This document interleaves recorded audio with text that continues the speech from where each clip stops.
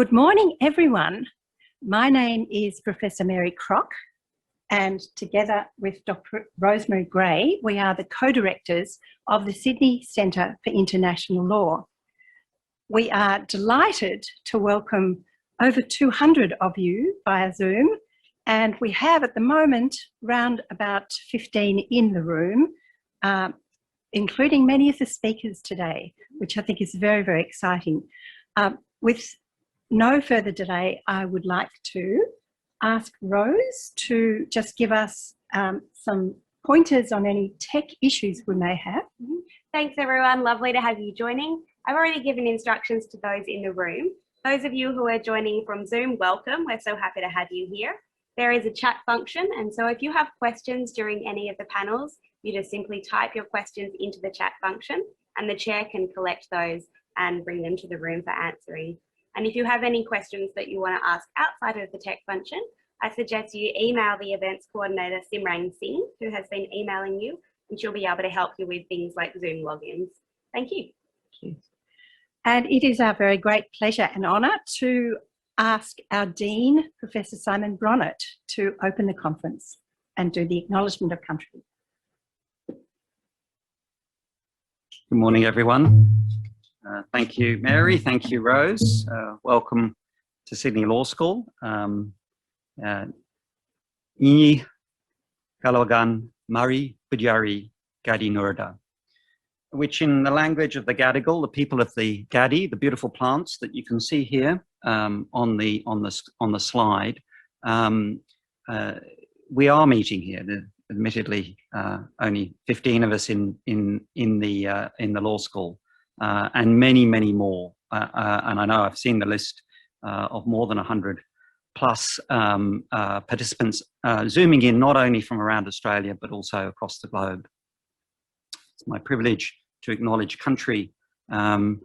Obviously, law has been taught, spoken about, argued in this place for many millennia, much a longer period than the new law building, which is only 10 years on campus.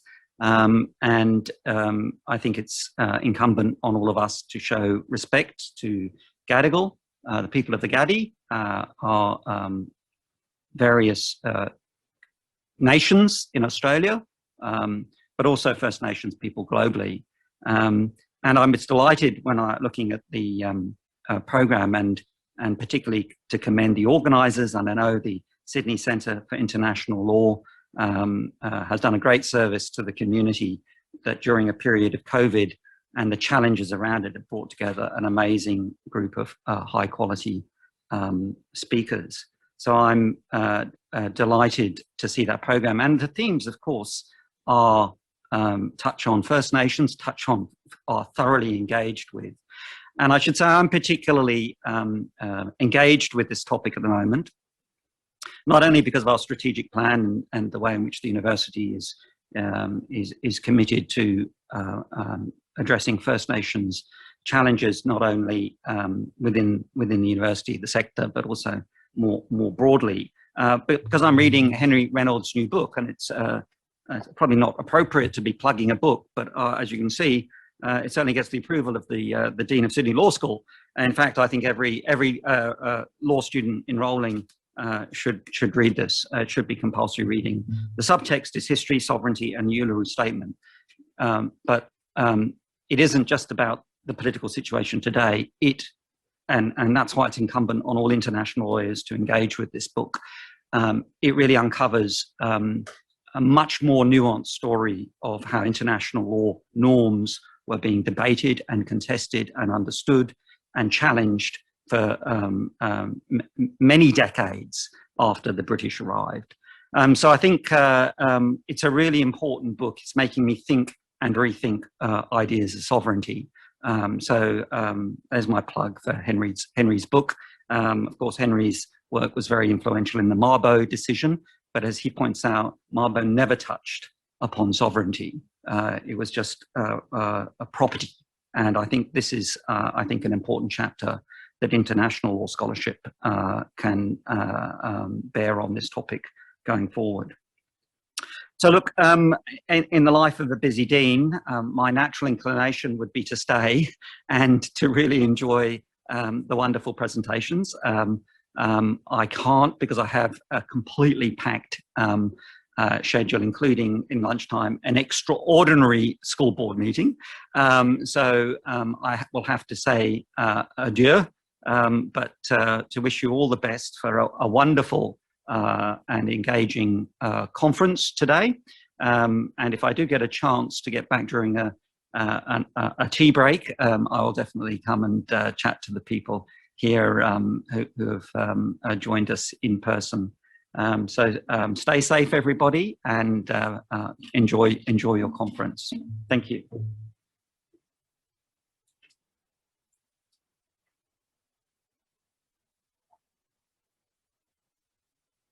Thank you very much, Simon. Dean Simon. It is my very great pleasure this morning to introduce our keynote speaker today. We're very lucky to have her. In fact, I think I could describe her as a quasi-refugee from London, brought to us by COVID-19, and it is Australia's gain, absolutely. Jennifer Robinson is an Australian barrister who probably needs no introduction, but I'm going to introduce her anyway. She is, of course, based at Doughty Street Chambers in London, where she practices in international law, human rights law, media law, and public law generally. So right up my alley, I have to admit right here. Jennifer has appeared in many cases before the International Court of Justice, the European Court of Human Rights, the Inter-American Court of Human Rights, and regularly engages with UN special mechanisms on behalf of a range of clients. She is talking to us today about one of her most high-profile clients. She is, of course, counsel to Julian Assange and WikiLeaks, and has been working for them since 2010. Now, we can't claim Jen as an alumnus of Sydney University. She is someone who went through ANU, but you know, we're a broad church here. We have people who've trained at all the main universities around Australia in some ways. She has, however, completed postdoctorate studies in public international law at the University of Oxford. We have had the good fortune of having her teach with us. I am going to let you enjoy her with me this morning. May I invite you to speak? Thank you, Jen.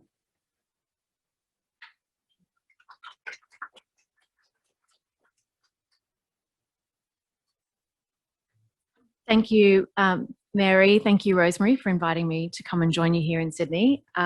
It is an absolute pleasure and a privilege. I consider it a privilege to be home, given the thousands of fellow Australians who are stranded abroad as a result of our government's COVID restrictions, which thank you, Ben and Jane, for writing about how that is depriving fellow Australians of their right to return home. But that is, of course, a subject for another day. You get to see me twice. Excellent. Today I'm here to talk to you about another Australian stranded abroad, a client of mine that I've worked with for a decade now, Julian Assange, an Australian citizen, an Australian journalist who is facing 175 years in prison for the very same publications for which he's been awarded the Sydney Peace Prize and the Walkley Award for the most outstanding contribution to journalism.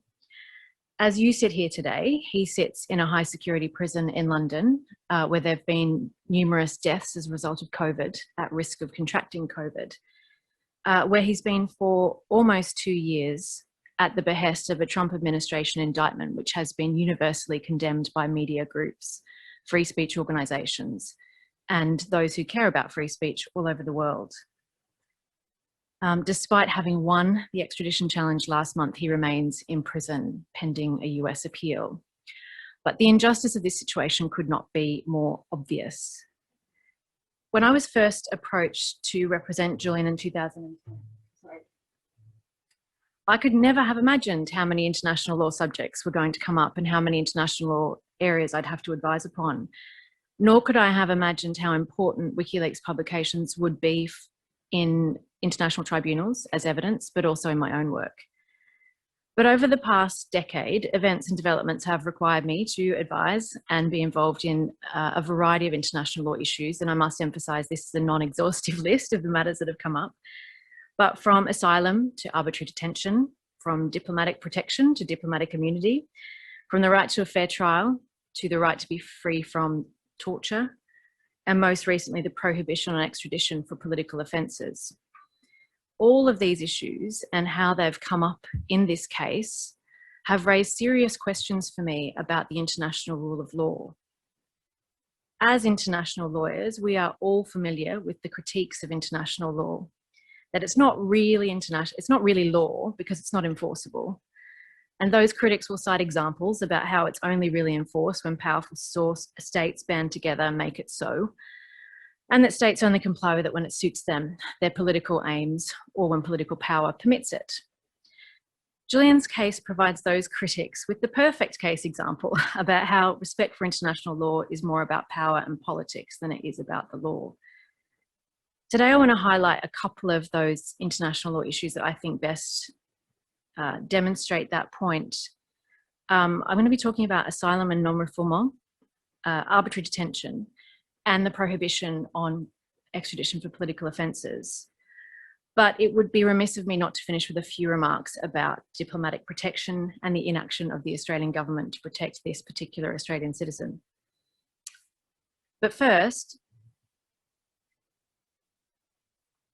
I'd like to highlight the importance of WikiLeaks publications for international lawyers and the ways in which WikiLeaks material have been used in international courts and tribunals. Julian's in prison facing extradition for publications dating back to 2010 and 2011, which covers the Afghan and Iraq war logs and the US diplomatic cables.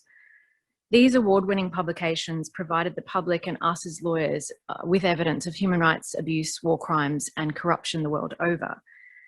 These same publications have since been used in numerous international courts and tribunals, and in fact in domestic courts, matters that we raised in evidence in Julian's extradition hearing in September last year. In a room full of international lawyers, I don't think I need to revisit the illegality of the Iraq war. As Julian said in 2010, if lies can start a war, then the truth should stop it. And it turns out that he was kind of right. WikiLeaks publications showed US war crimes in Iraq, including a raid by US troops in which they killed Iraqi civilians, including an elderly woman and a 5-month-old child, and then called an airstrike to cover up that evidence. As set out by our expert in court, Professor Paul Rogers, these publications were reported as having contributed to the decision of the Iraqi government to withdraw immunity for US troops in Iraq, which ultimately led to the withdrawal of the US from Iraq altogether. It is for this reason that WikiLeaks' work and that of Julian has been celebrated by anti-war campaigners, and the reason for which he's been nominated for the Nobel Peace Prize. No one who's actually seen it could forget the collateral murder video, and I don't know how many of you in the room have seen it. This video that was published by WikiLeaks shows US forces shooting at and killing unarmed civilians, including 2 Reuters journalists. For years, Reuters fought for the truth about what had happened to their journalists, but the US government claimed that it had conducted an investigation and that the officers involved had complied with the US rules of engagement. Freedom of information requests over a number of years were denied. Chelsea Manning, who later admitted in her criminal trial that she had provided this material to WikiLeaks, said she disclosed the video and the relevant rules of engagement in operation at the time because she thought the public would be as alarmed as she was about what she had seen. She also has said that she wanted Reuters to know what had happened, so hopefully it won't happen again. Dean Yates, an Australian journalist and former head of the Reuters Bureau in Baghdad, also gave evidence in Julian's extradition trial for us in September and talked about the importance of this publication. He confirmed that it exposed how the US military lied about the killing of his Reuters colleagues, what experts consider to be a war crime, and showed the world what the Iraq war really looked like. And yet those responsible for that killing have not faced prosecution. The only people who have faced prosecution are those responsible for publishing evidence of it. Chelsea Manning was convicted and sentenced to prison, but has since had her sentence commuted by President Obama as one of his last acts in office. But Julian remains in prison, facing prosecution on a Trump administration indictment for this same publication, that is, for publishing the rules of engagement, the Iraq rules of engagement, which prove the lie about the murder of journalists in Iraq. WikiLeaks publications have also been cited in international courts and tribunals. For example, the US cables were cited in the Chagos Islands proceedings by Mauritius before the International Court of Justice. As you all know, the ICJ determined the UK's excision of the islands from Mauritius in 1965 was unlawful, requiring the return of the islands to Mauritius. Robert McCorquodale and I, in that case, acting for Mauritius, cited WikiLeaks cables in our oral submissions for Vanuatu in support of Mauritius's position. And Philippe Sands, for Mauritius, highlighted the pejorative and colonial language that was used in those cables. The relevant cables showed discussions between the US and the UK about the forceful removal of the Chagos Islanders from the Chagos Islands to serve US defence purposes, their ongoing efforts to prevent their resettlement, and efforts to delay the return of the islands to Mauritius. In Julian's extradition case, we also heard evidence about how these WikiLeaks publications empowered the Chagos Island community in the UK and were used as evidence in their UK Supreme Court challenge. In fact, it was in those proceedings that the Supreme Court accepted the admissibility of WikiLeaks cables as evidence before the domestic courts. This was thanks to the submissions in that case by my brilliant colleague, Professor McCorquodale, on another subject of international law, inviolability and the Vienna Convention on Diplomatic Relations. The Supreme Court decision will no doubt result in WikiLeaks cables being cited in more and more cases around the world and in the courts in the UK and around the Commonwealth. WikiLeaks publications have also been cited in the European Court of Human Rights. We had evidence in the extradition case from Khaled El-Masri, who had been the victim of CIA extraordinary rendition and torture. He gave evidence in our proceedings about the importance of WikiLeaks publications in that case. For those of you interested in international arbitration, WikiLeaks material has also been cited in the ICSID proceedings against Venezuela and in various other international commercial arbitrations. So for the international practitioners in the room and online, WikiLeaks publications may well provide you with a source of evidence for your court work. But the case involving its founder and former chief editor-in-chief raises serious questions about the international rule of law. I first want to talk about the issue of asylum and non-refoulement. Julian entered the Ecuadorian embassy in June 2012 to seek asylum, to protect himself from the threat of persecution should he be extradited to the United States in relation to his publishing work for WikiLeaks. At that point, we had been asking the Australian government to seek assurances from Sweden to prevent his ongoing extradition from there if he was to return to face criminal prosecution. Australia refused to even ask for those assurances. In August of that year, Ecuador granted him asylum due to his well-founded fear of persecution and the probable legal and physical mistreatment he would face if extradited to the United States. A key factor in the decision of the Ecuadorian government was the refusal of the UK or Sweden to issue assurances to protect him from onward US extradition. I should add here, for those of you who have seen the judgment from the British court preventing his extradition to the US, which is now on appeal, but as it turns out, the British court, in effect, agreed with Ecuador's assessment that was made at that time about the risk if Julian was extradited to the United States. His extradition was refused as a result of her judgment last month on the basis that it would be oppressive by reason of risk to his life because of the prison conditions he'll be subjected to if sent to the United States. But as we all know, it is a well-established principle of international law that all states have the right to grant asylum, that each state is competent to evaluate the grounds for asylum, and every other state is obliged to recognise the grant of asylum as an exercise of state sovereignty. In Julian's case, however, the UK refused to recognise the grant of asylum by Ecuador and issued a statement that it would arrest Julian if he left the embassy for any purpose or under any condition. This extended to refusing Ecuador's request for Julian to be able to leave the embassy safely and securely to seek medical treatment. In effect, he was asked to choose between his right to health and his right to asylum. This led to a standoff which resulted in Julian remaining in the embassy for almost 7 years, until he was forcefully removed in 2019 after Ecuador, in breach of its international obligations, withdrew its protection and allowed the British police to enter the embassy and arrest him. But let's look at why that violated Ecuador's international obligations and why it's so problematic from the perspective of the international rule of law. Ecuador had granted Julian asylum during the administration of President Correa. After asylum was granted, our legal team worked closely with the Foreign Minister of Ecuador to identify legal strategies to be able to ensure that he could benefit from the grant of asylum and hopefully to bring an end to the situation in the embassy. In this task, we sought the assistance of the very wonderful Guy Goodwin-Gill.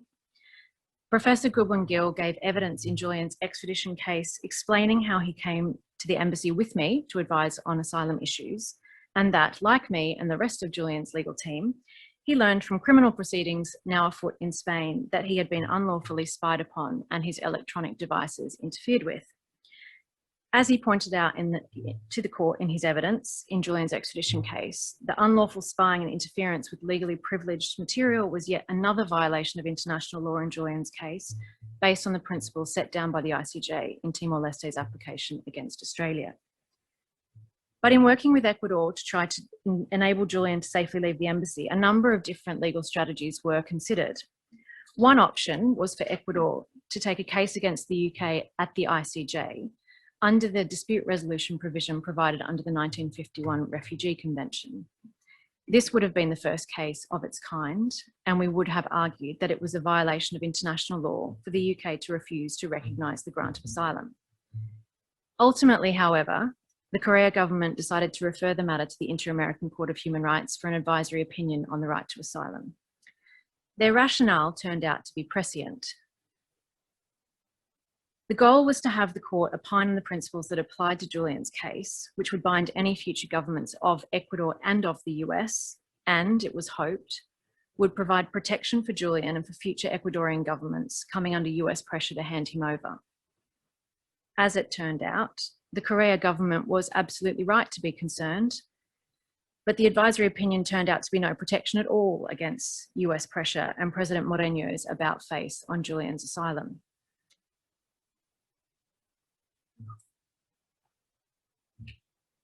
The Inter-American Court on Human Rights published its advisory opinion in July 2018. A seminal decision, it outlined the right to asylum in the context of the evolution of international human rights law over the past 65 years. It was the first international decision on the subject since the ICJ asylum case in 1950, and the decision focused on extraterritorial obligations derived from the jus cogens norm of non-refoulement. And that decision was timely.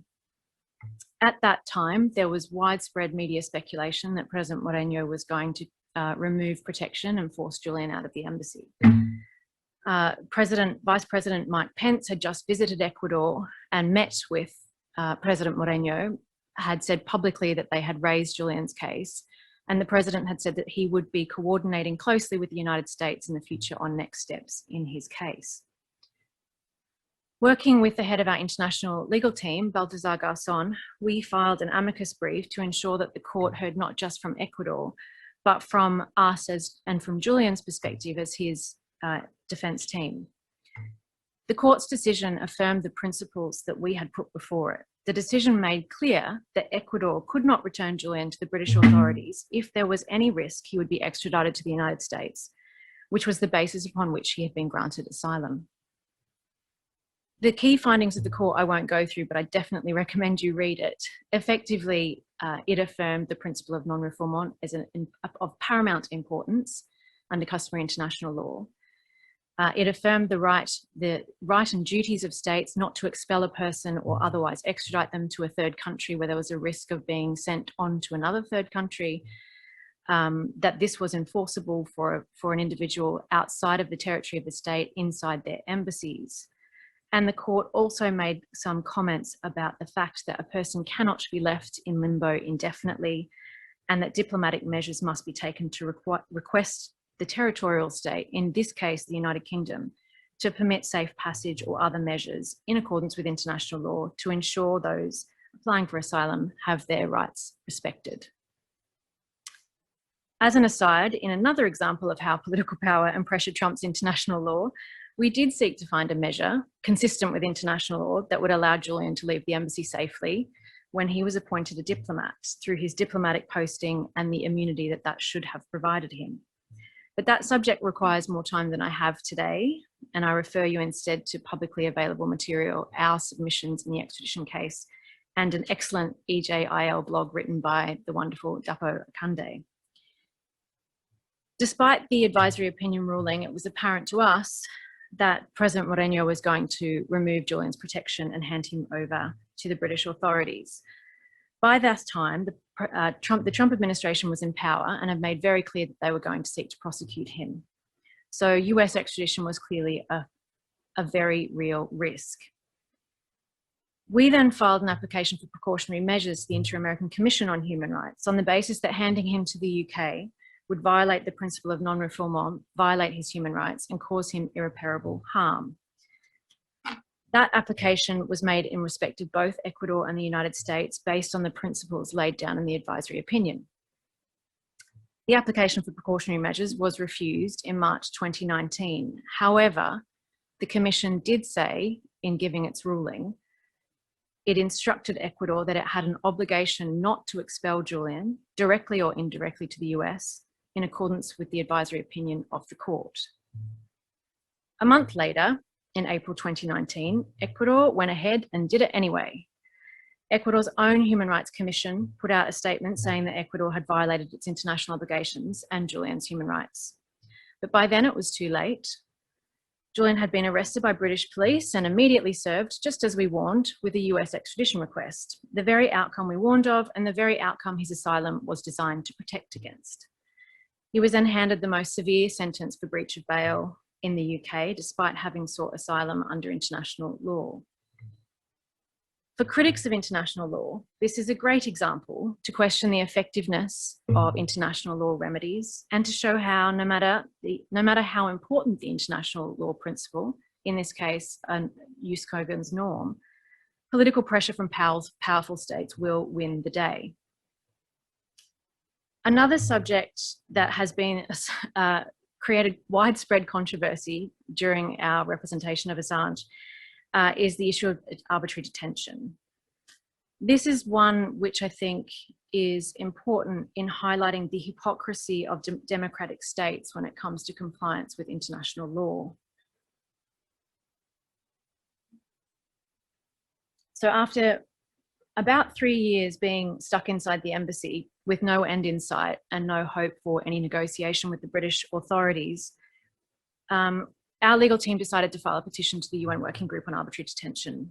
And I want to take just a moment to pay tribute to my colleague, the late John Jones QC, who was then head of our international team at Doughty Street International, who led and developed this innovative legal strategy. When we made this application, Julian had been confined to a 30-metre square room with no access to fresh air or sunlight. His communications were restricted or interfered with. He did not have access to adequate medical facilities. He was subjected to continuous and pervasive round-the-clock surveillance. And he was in a constant state of legal and procedural insecurity because of the way in which the Swedish authorities were handling the criminal investigation in Sweden. At that time, he had not been charged with any crime in any country, and it's worth noting here that he was never charged in Sweden. The working group had previously found that a deprivation of liberty exists where someone is forced to choose between either confinement or forfeiting a fundamental right, such as the right to asylum. On that basis, we argue that Julian was deprived of his liberty against his will and that he was being arbitrarily detained. After all, Ecuador had granted him asylum, recognising he would face well-founded risks if he were extradited to the US. Given the refusal of Sweden and the UK to recognise his asylum or give any assurance against onward extradition, the only protection he had from that risk was at that time to stay inside the embassy. We raised the harsh and disproportionate impact that this was having as time went on, as well as the denial of his due process rights in relation to the Swedish investigation. The working group agreed with us that Julian was being deprived of his liberty on the basis that an individual cannot be compelled to renounce an inalienable right, nor can they be required to expose themselves to the risk of significant harm. The working group found that he was being arbitrarily detained because leaving the embassy would require him to renounce his right to asylum and expose him to the very prosecution and risk of physical and mental mistreatment that his grant of asylum was intended to address.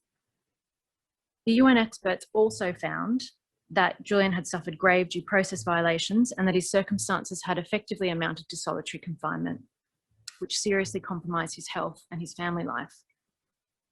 The UK and Sweden were instructed to ensure Julian's safety and physical integrity, to ensure he could enjoy his right to freedom of movement, and to accord him an enforceable right to compensation. But in response to that decision, the UK embarked on a wholesale all-of-government attack on the working group, including ad hominem attacks on individual members and their expertise.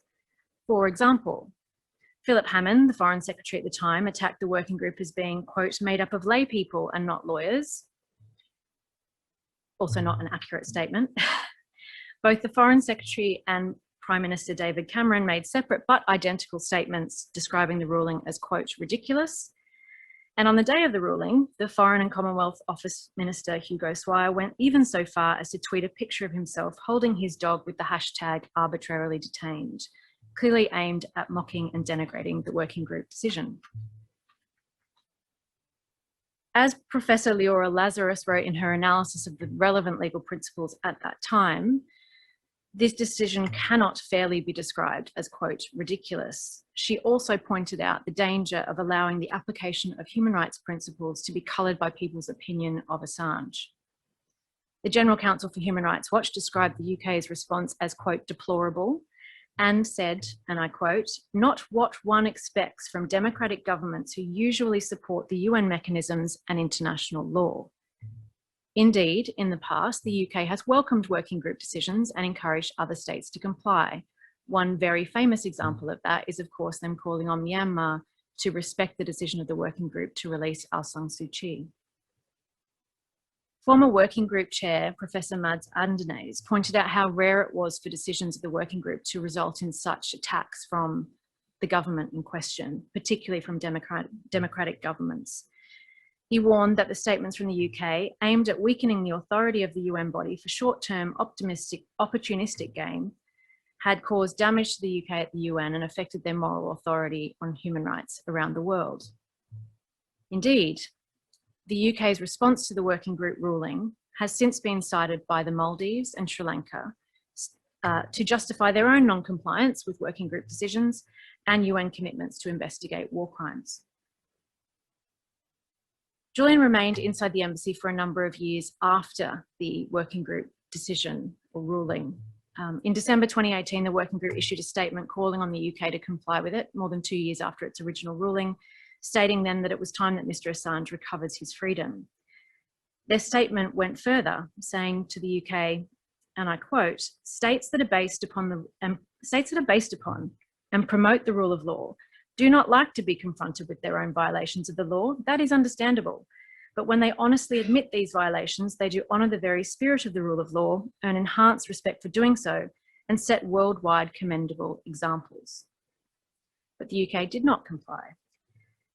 Despite this, Julian remained in the embassy for a further 3 years after the working group ruling, until such time as the UK could arrest him on a US extradition request, which put him at the very risk of physical and mental harm that the working group had recognised in reaching its conclusions. Another unhappy example for international law. Let's not forget either that Australia took no action during this period to call upon the UK and Sweden to comply with the working group decision in respect of its citizen, a fact that should not be forgotten amidst our foreign minister's very enthusiastic statements in recent weeks in support of the Declaration Against Arbitrary Detention. I'm not sure how I'm going for time, but I just wanted to, great. I also wanted to, more recently, another issue of international law has come up in our extradition case, which I think is of interest to international lawyers, and a more recent example for you in this past year. But I think an interesting international rule of law question arises with respect to Julian's current extradition case. Of course, he's been sought for extradition by the United States, which is governed by the US-UK extradition treaty. Within that treaty is the traditional protection and prohibition against extradition for political offences. Julian has in fact been indicted under the Espionage Act, the first time a publisher, let alone a foreign publisher, has ever faced Espionage Act charges. As we all know, espionage has long been recognised as a political offence under customary international law. This means that the United Kingdom certified an extradition request from the Trump administration, which is in fact prohibited by the terms of the treaty governing extradition between the two countries. In our extradition hearing, we argued that to extradite Julian in reliance on an international treaty, whilst disregarding a major protection contained within that same treaty, violates the rule of law and renders the extradition arbitrary. We also argued it was an abusive process for the US to seek his extradition for a political offence, knowing that it's prohibited by the treaty. However, in an argument that will be familiar to every international lawyer in the room, the judge found that the treaty did not confer rights on Julian which are enforceable by the domestic court, since the domestic legislation, the Extradition Act of 2003, had not incorporated the Article 4 prohibition from the treaty. Parliament's failure to incorporate this protection into the Extradition Act has raised significant concern across both sides of politics in the UK. In particular, about what it says about the imbalance between the UK and US extradition arrangements, because of course the US is able to refuse to extradite on for political offences, but it appears the UK, at least at this moment, cannot. These issues should also have, however, raised serious concerns about the international rule of law. And if a cross appeal is filed on this point, I think it's going to be one to watch for international lawyers. Finally, I can't give a talk about international law and Julian's case in Australia without also talking about the right of our government to exercise diplomatic protection over this citizen, and the abject failure of our government to take any effective action to protect him. The Australian government can and should exercise diplomatic protection in relation to Julian, given the numerous international law wrongs that have been committed against him. I have not had time to outline the various human rights violations, but that's for another day. We have had the US prosecutor confirm that they intend to argue that Julian will be discriminated against on the basis of his nationality and denied First Amendment rights. That is the precedent that is being set with this case, that the US can seek to extradite any publisher or journalist anywhere in the world to face prosecution for their publishing activities, while also suggesting that they will not benefit from constitutional rights once returned to the United States. We've also had statements of concern from the UN Special Rapporteur on torture. We now have a judicial ruling from a British court finding that his extradition would be oppressive, citing the risk to his life. This is a humanitarian matter, and it is well within the rights of the Australian government to intervene and ask for his case to be put to an end. The Labor Party has now taken this position, saying that the case has dragged on far too long, calling for the government to raise the matter with the Biden administration and resolve this case. I think it's worth noting that our government happily intervened in the Kylie Moore-Gilbert case in respect of Iran, making very clear its concerns about the unfounded espionage charges brought against her and ensured her safe return to Australia. For the very same reasons, and as a matter of international law, Australia can and should do the same for Julian. Its failure to do so raises serious questions about Australia's commitment to its citizens and to protecting our human rights. But in conclusion, I will simply say this. Time and time again in Julian's case, power politics has trumped the international rule of law. The case of Julian Assange is not a happy story for those international lawyers who, like me, want to be able to resist criticism of international law. Thank you.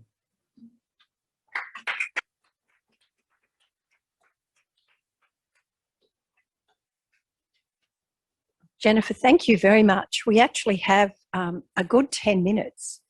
So I haven't got any questions online yet, but maybe someone in the room.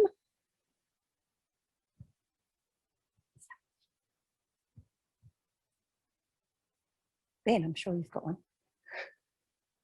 Too comprehensive. Yeah, Freya's got your microphone. Thanks. Thanks, Jennifer. That was a terrific overview of the long-running saga which Julian's been caught up in. I suppose I just wanted to make a broad point about the difficulty Julian's faced in this highly politicized environment in making legal arguments, right? So many of the issues you've raised, you could paint an entirely different picture from the other side. So to take a few examples, some would argue there is no right of diplomatic asylum in a foreign embassy. And so that was just Assange's, legal team making that up and convincing the Inter-American Court, which is, where that practice comes from. Likewise, you can talk to a pile of military commanders who would say collateral murder was really spinning what happened in that incident because actually a number of the individuals there were armed. Arms were found after the incident in the US military review. And yes, the attack was, didn't take precautions and it was disproportionate, but those things are not war crimes, actually. I mean, this is a failure of international humanitarian law on a different level. So it wasn't just targeting journalists, right? It was what some would say a legitimate attack on a cameraman appearing to aim a camera at a helicopter and justifying targeting. Arbitrary detention, that was a hugely controversial decision because many would say, well, look, Julian chose to go into the embassy, and you can't then say, I've detained myself and I should get the benefit of human rights law. On diplomatic assurances, I guess the state view there, and I'm being devil's advocate on all of these, and I don't actually believe. Well, I won't tell you what I believe. The state view would be, look, you're putting the cart before the horse to say that the state should, Australia should intervene with consular protection to spring him from the situation he's in before going through the British courts. I mean, doesn't the fact that the British court upheld his rights and barred extradition demonstrate that the states were right all along by saying the Australian government shouldn't politically intervene in foreign judicial proceedings which are capable of vindicating his rights. And then there's, of course, the backstop of the European Court of Human Rights in all of that as well. So just some reflections on, your thesis is that this is a case of politics trumping law, but isn't this also a case of Assange politicising the law in his favour, getting favourable judgments, as is his right, but waging a kind of lawfare which is in some ways at odds with much of the mainstream international legal opinion on some of these issues? Well, I mean, it's difficult to address each and every one of your points in one answer. I'm happy to have a long conversation, but I mean, it is an incredibly politicised case.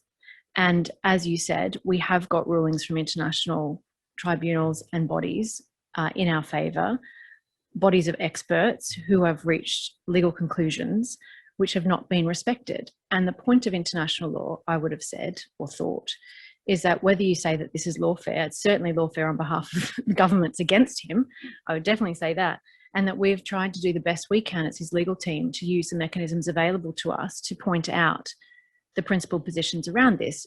And we've been agreed with by the International Court of Human Rights, the Inter-American Court of Human Rights. So the fact that we have these decisions and they have not been respected, whether there's a difference of opinion about whether those decisions were correct or not, the point is we have decisions and they have not been complied with. And that's my central thesis, whether or not there's a difference of opinion about whether they were correct or not. And what does international law mean? That would allow governments to say, well, I have a decision from the Supreme Court of New South Wales, but I don't agree with it, so I'm just not going to comply with it. And therein lies the problem with international law.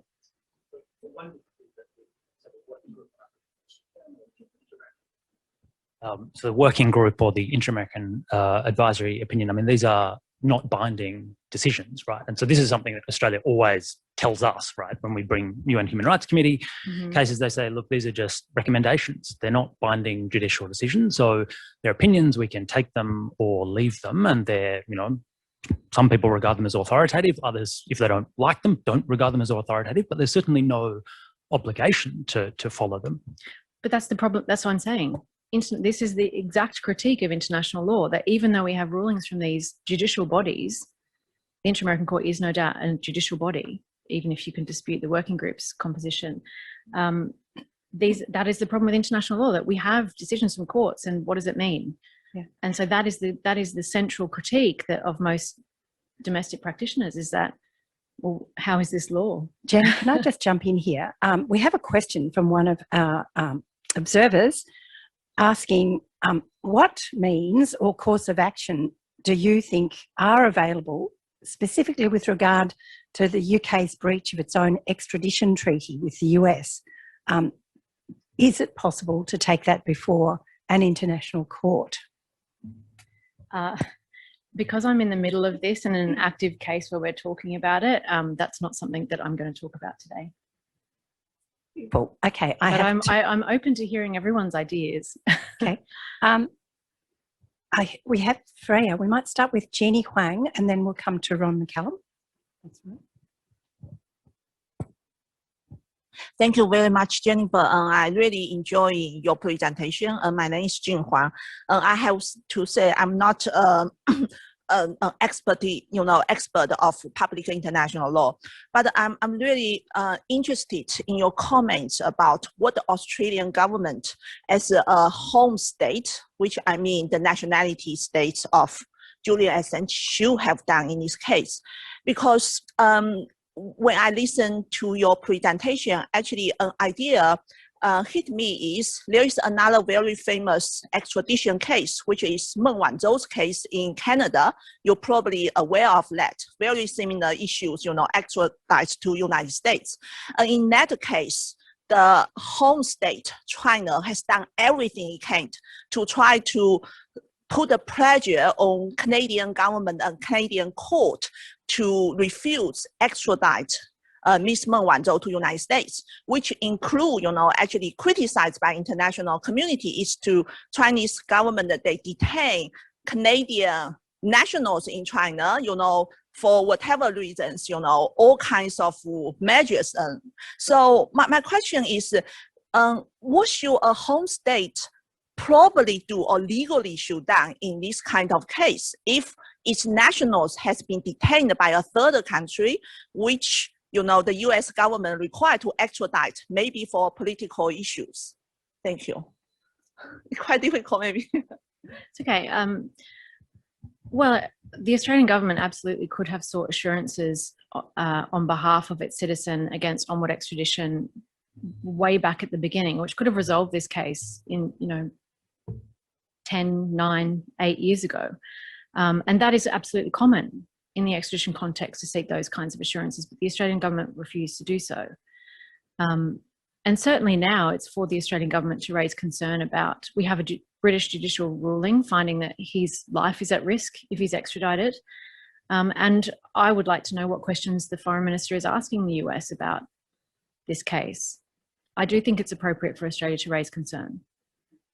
And in fact, we made a pardon application to the Trump administration in the closing of the administration. We were very close to getting it.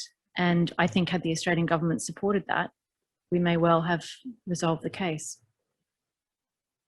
Hey, I think we have time for one short question. Ron McCallum, thank you. Very short. Thank you for a great presentation.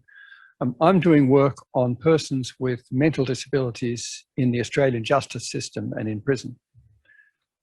I read the extradition case, and what interested me was concessions made by counsel for the United States that they would allow Julian, if imprisoned, certain visitations by his spouse or partner every couple of months. And what struck me was that they weren't going to send him to what I think of as an ordinary prison. This place in America is a dark and satanic place where you can't get visitors and you can't get anything. It's unbelievable punishment and torture. I agree with you. That was a key part of the findings of the judge, finding under Section 91 that his extradition would be oppressive, on the grounds that, so Julian has been diagnosed with Asperger's, which for those of us who have worked with him for a long time was not a surprising diagnosis. He's also been diagnosed with depression, and it was the particular combination of his mental health issues and the nature of the prison conditions he would be sent to once returned to if sent to the United States. The Centre for Constitutional Rights, a group that I have done a lot of work with over the years, describes SAMs, the Special Administrative Measures, which is the prison conditions he will be placed under if he's sent to the United States. Calls it the darkest black hole of the US prison system. And we had evidence actually from Abu Hamza's lawyer discussing the nature of the conditions that he's been placed under in SAMs, and it's terrifying. Not something that you want any client sent to. So I think the decision was right on that front. And as I said, this is a humanitarian question that the Australian government ought to be raising. Thank you. Thank you very much. I would like everybody here to thank Jen very much indeed for absolutely as usual. Sorry, I'd like to thank Jen very much for giving us an outstanding speech today. And if I could invite the room to thank her in the usual way. Okay. We are going to crack on pretty quickly today. To begin our second session, for those of you who have attended our year in review conferences in the past, you will know that a real highlight of the day is when we invite someone from the Office of International Law in the Attorney General's Department to come and join us to talk to us about what they see is the most important engagements that Australia has had with aspects of international law, public and private, in the preceding year 2020. It is also an opportunity where one of the directors of the Sydney Centre for International Law gets to present the work that our students have done. In fact, we will have two sessions today where Rosemary and I will be presenting the work of our very talented students. And so the two have been liaising together with the Attorney General's Department, Rosemary and Stephanie, to present you 2020 such as it was in international law. Thanks very much. And if I may introduce, as chair of this session, the amazing and wonderful Professor Vivienne Barth, one of my favourite colleagues.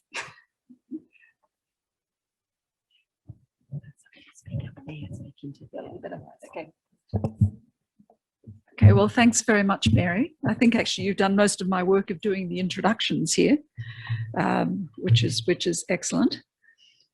Now, as you know, we have two addresses by Stephanie Ierino, who's Assistant Secretary of the Office of International Law at the Attorney General's Department, who are very loyal supporters of this conference, I have to say, and give us interesting material every year, followed by Dr. Rosemary Gray, the co-director of the Sydney Centre for International Law, who's going to talk about the use of international law by Australian courts. Now, we have an hour for this session, or almost an hour.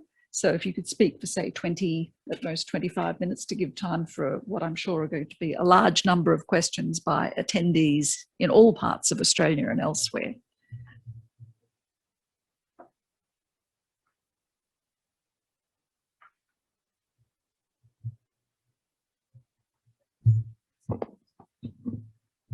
Great. Well, good morning. Good morning, everyone. And thank you, Vivienne, for that introduction. And my thanks also to SCIL for inviting me to participate in the proceedings today. It's a real pleasure for the Office of International Law to come here every year and have the opportunity to be part of these fantastic proceedings. So thank you again for continuing to invite us to participate.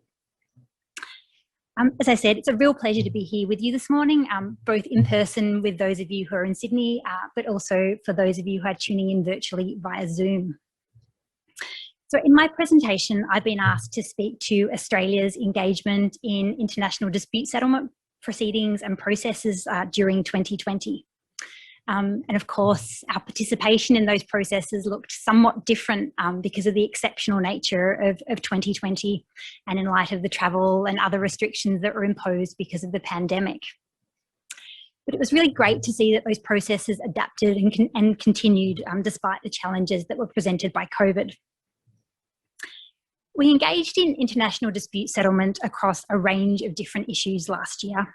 But in my presentation this morning, I propose to focus in particular on our engagement in proceedings before the International Criminal Court and before the World Trade Organization.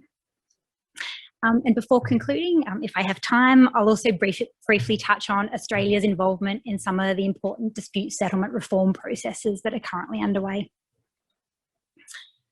So turning first to the International Criminal Court, I wanted to focus in particular on the observations that were submitted by Australia in the context of the pre-trial chamber's recent consideration of jurisdictional issues in the situation in Palestine. By way of background, in 2015, the ICC prosecutor commenced a preliminary examination into alleged crimes committed in the Palestinian territory, with a view to determining whether the Rome Statute criteria for the opening of an investigation had been met. And in December 2019, the prosecutor announced that she was satisfied that there was a reasonable basis to proceed with an investigation, but requested from the pre-trial chamber of the ICC a jurisdictional ruling on, I quote, the scope of the court's territorial jurisdiction in the situation of Palestine, and to confirm that the territory over which that the court may exercise its jurisdiction comprises the West Bank, including Gaza and East Jerusalem.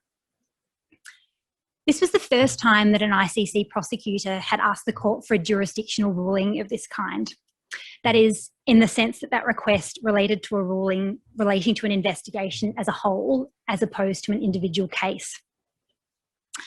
In March 2020, Australia was one of 7 states, along with a number of NGOs and academics, that submitted observations to the court in capacity of amicus curiae.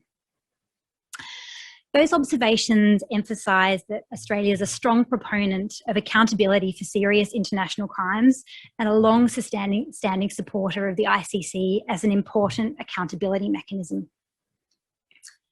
Reaffirming Australia's long-standing support of a 2-state solution to the conflict between Israel and the Palestinians, Australia's observations noted that the question of Palestinian statehood cannot be resolved prior to a negotiated peace settlement between Israel and the Palestinians, and that a finding by the ICC on the question of Palestinian statehood could prejudge such a negotiated settlement. So ultimately, Australia submitted that the pre-trial chamber should rule that the ICC did not have jurisdiction over the situation and should decline to confirm the prosecutor's request that the court has jurisdiction, including over the territory, including the West Bank, including East Jerusalem and Gaza. As you may know, the pre-trial chamber handed down its findings earlier this month, and found that the court does have jurisdiction over the request outlined by the prosecutor. The Office of the Prosecutor has yet to formally respond to the court's decision, but tweeted that it welcomes the judicial clarity on the scope of its territorial jurisdiction, and that it's carefully analysing the decision and will proceed guided strictly by its independent and impartial mandate. So turning then from the ICC to the World Trade Organization, we've recently seen a real uptick, I think, in Australia's engagement with trade disputes, and that continued during 2020.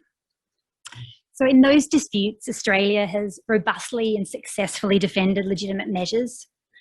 We've worked to clarify issues in relation to which WTO jurisprudence was lacking or unclear. And we've continued to use WTO dispute settlement to resolve differences with our trading partners. So I'll briefly touch on 5 WTO disputes in which Australia was engaged during 2020, taking the 2 defensive cases first. So in the first such dispute, the issuance of the appellate body report in June 2019 brought to an end the WTO dispute settlement proceedings in the tobacco packaging dispute. It also brought to an end nearly 9 years of litigation in various domestic and international fora resulting from the enactment of the Commonwealth's plain packaging measure.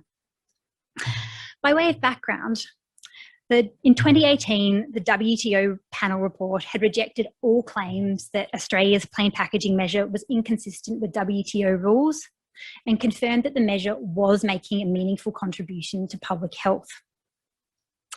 The WTO appellate body upheld the panel's findings and rejected the claims of appeal that were brought by Honduras and the Dominican Republic. The complainants had argued that Australia's plain paper packaging measure was inconsistent with various aspects of our obligations under the WTO agreement on trade-related aspects of intellectual property rights, the TRIPS agreement, the agreement on technical barriers to trade, and the general agreement on tariffs and trade. On appeal, Honduras and the Dominican Republic had challenged various legal findings under the TRIPS and TBT agreements. The appellants had also advanced a challenge to the factual findings of the panel, alleging that it hadn't discharged its responsibilities under the dispute settlement understanding to make an objective assessment of the facts. And the scale of this challenge was unprecedented in the history of the WTO. However, as I mentioned, the WTO appellate body overwhelmingly dismissed these claims, and in doing so, it confirmed Australia's right to engage in legitimate public welfare regulation. This case also clarified important interpretive issues related to the TRIPS agreement and the TBT agreement, and also provided encouragement for other countries to contribute to improving the public health of their populations by banning the promotion and advertising of tobacco products through plain packaging. The second WTO case brought against Australia, which I wanted to speak to this morning, relates to a complaint by Indonesia relating to Australia's imposition of dumping duties on A4 copy paper from 2 Indonesian exporters. In its report, which was adopted by the dispute settlement body back in January 2020, the WTO panel upheld important aspects of Australia's anti-dumping investigation, and as a consequence maintained important flexibilities for Australia's anti-dumping system. While the panel didn't accept all of Indonesia's claims, it did find that Australia's measure was inconsistent with certain provisions of the WTO anti-dumping agreement related to calculation methodologies. In September 2020, following a review, Australia revoked the dumping duty that was the subject of Indonesia's complaint. And this was because, while Australia considered that the duties were warranted at the time when they were imposed, due to changes in the market, the duties were no longer warranted. The removal of those duties has now brought Australia into compliance with the panel's findings. So I now wanted to turn to developments in 2020 in 3 disputes that were commenced by Australia and the WTO. And the first of those disputes is the Canada wine dispute. So by way of background, Australia had requested WTO consultations with Canada back in January 2018 on a range of measures that discriminate against Australian wine imports. Canada is Australia's 4th largest wine export market, with Australia exporting around $185 million in wine to Canada in 2019. The WTO panel was established at Australia's request in September 18, covering discriminatory measures at the federal level and in 4 Canadian provinces: British Columbia, Ontario, Quebec, and Nova Scotia. Since that time, Canada's agreed to remove the discriminatory measures on Australian wine sales at the federal level and in the provinces of British Columbia, Ontario, and Nova Scotia. The agreement related to the British Columbian measures was concluded in 2019, and then subsequently in mid-2020, Australia and Canada have further agreed to a phased removal of the federal, Ontario, and Nova Scotia measures. This is a really great outcome. And demonstrates that Australia can make good use of international dispute processes to achieve tangible outcomes for Australian producers and allowing them to compete on a level playing field. Australia is still continuing to work bilaterally with Canada to address its outstanding concerns in relation to Canada's measures. Turning to the second offensive WTO case, which is the India sugar dispute, Australia considers that India's national and state measures with respect to sugar and sugarcane are inconsistent with its WTO obligations. So in particular, it's our view that India maintains domestic support for sugarcane and export subsidies for sugar, which are contrary to its obligations under the Agreement on Agriculture and the Agreement on Subsidies and Countervailing Measures. The WTO dispute settlement body established a panel to hear this dispute in October 19 at the request of Australia and its co-complainants, Brazil and Guatemala. The panel held its first substantive meetings in this case back in December last year. And in light of the travel and other restrictions imposed because of the pandemic, that hearing was heard by a video conference. And this was a first for Australia. It was the first time that we've ever participated in an international dispute hearing virtually. And I imagine it certainly won't be the last time. Consistent with Australia's practice in WTO disputes, our opening statement at that hearing is available on DFAT's website if you're interested to take a look. The panel's continuing to consider that case and to engage the parties on forward steps. The final offensive dispute I wanted to mention this morning is the China-Bali dispute. On the 16th of December last year, Australia filed a request for WTO dispute settlement consultations with China regarding the anti-dumping and countervailing duty measures placed on imports of Australian barley. A request for consultations stated that China's failed to comply with its WTO obligations with respect to the initiation and the conduct of the investigations, the use of so-called facts available, and the determination of injurious dumping and subsidisation. The consultations requested by Australia occurred on the 28th of January this year. There's now a mandatory consultation period of 60 days, after which we can request that a WTO panel be formed to adjudicate the dispute. Australia's decision to address China's measures through recourse to the WTO dispute settlement system was not a decision that was taken lightly.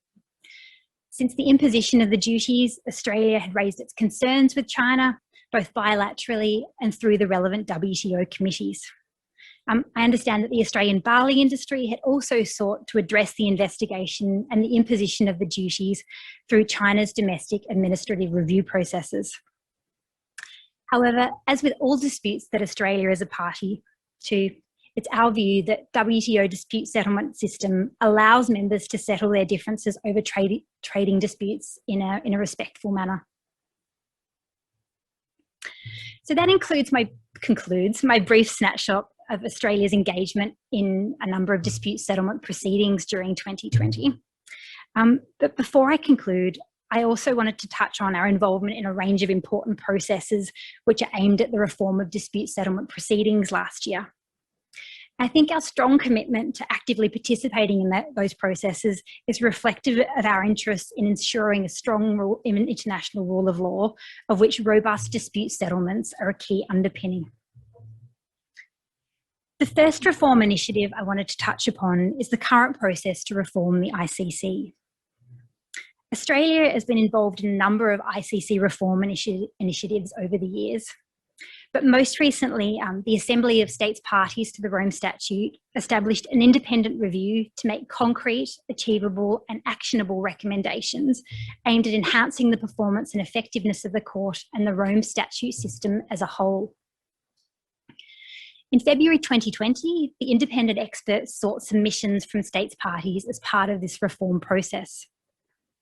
Australia's submission stated that the efforts by the independent experts should do four key things: address the need for the court to refocus on its core mandate as a court of last resort that is complementary to national jurisdictions, improve overall governance structures, enhance the efficiency of existing judicial processes, and ensure that only credible investigations are pursued in an effective and timely manner.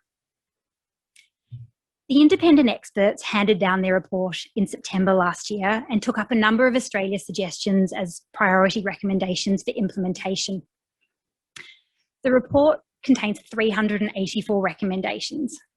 Its analysis is thorough and it is frank and forthright in its identification of problems with the court and particularly with the Office of the Prosecutor. It concludes, for example, that the long duration of preliminary examinations, which have taken on average 4 years, is damaging to evidence, frustrating for victims and for civil society, can be perceived as unfair by states, and may reduce the willingness of states and witnesses to cooperate with the court. It also found that the OTP's approach to complementarity was a key cause of the lengthy preliminary examinations, and that the OTP's approach to case selection and prioritisation needed reform.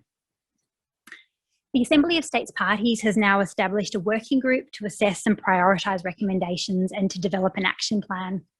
And Australia will be actively involved in the efforts to advance this substantial reform agenda. Finally, the other key reform initiative that I wanted to touch upon is the ISDS Reform Initiative, which has been taking place in a working group established under the umbrella of UNCITRAL. That working group has a 3-stage mandate, which was to identify concerns regarding ISDS, to consider whether ISDS reform is desirable, and to develop solutions as appropriate to recommend to the Commission. The working group's currently in the early stages of the 3rd phase of that mandate and is working towards concrete solutions to address the concerns identified, which include selection and appointment of ISDS tribunal members, the development of a code of conduct for adjudicators, and the establishment of a potential appellate mechanism, among others. The 2020 sessions of the working group in which Australia participated took place in a hybrid virtual and in-person format.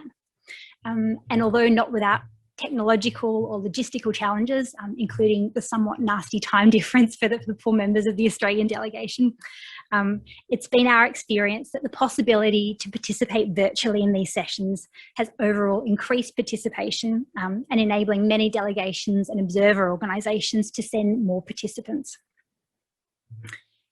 The ISDS reform process is a long-term process that is likely to take a number of years to conclude. And just note that other flexible work methods are currently being explored in order to progress work outside of the formal working group sessions, including drafting groups and informal consultations. For completeness, it's worth mentioning here that Australia has also been engaged with the parallel process taking place under ICSID to update its rules. So in the interest of time, I think I'll probably leave it there, but I hope this brief overview of Australia's engagement in dispute settlement proceedings and processes last year demonstrates that despite the somewhat extraordinary character of the year that we all lived through, that those processes and our engagement in them continued unabated. Thank you.